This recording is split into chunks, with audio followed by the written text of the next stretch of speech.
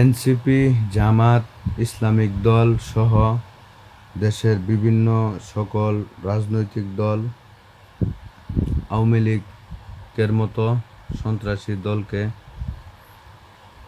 নিষিদ্ধ করার জন্য আন্দোলন সংগ্রাম করে যাচ্ছে এবং শুধু বিএনপি বাদে সব দলেই আন্দোলন করতেছে। এখন আমার প্রশ্ন হচ্ছে, বিএনপি কেন আওয়ামী লীগকে নিষিদ্ধ করার জন্য একমত নয়? তার উদাহরণ হচ্ছে, এই প্রশ্নের উত্তর পেয়েছি গতকালকে বিএনপির সিনিয়র একজন নেতা, বিএনপির যুগ্ম মহাসচিব রুহুল কবির রিজভী সাহেব বলেছেন, আওয়ামী লীগের নেতাকর্মীরা বিএনপিতে যোগ দিতে পারবে, তাতে কোনো সমস্যা নেই এবং কোনো আপত্তিও নেই। এখন আমার কথা হচ্ছে, আওয়ামী লীগ যেমন স্বৈরশাসক ছিল, বিএনপিও এরকম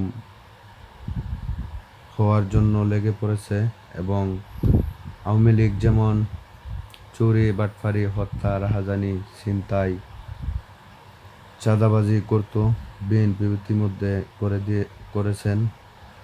যেমন শ্রীপুর উপজেলার এমসি বাজারে প্রকাশ্যে রামদা নিয়ে চাঁদাবাজি করেছে, মাওনা চৌরাস্তায় চাঁদাবাজি করেছে, বিভিন্ন জায়গায় তারা এ ধরনের কার্যকলাপে লিপ্ত হয়েছেন।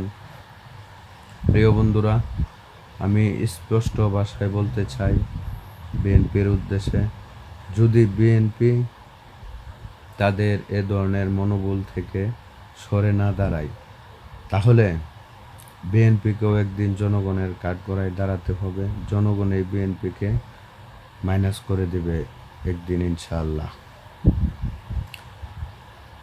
আসলে বাংলাদেশের ইতিহাসে আওয়ামী লীগের মতো জঘন্যতম একটি রাজনৈতিক দল, ভারতের দালাল, জন্ম হয় নাই।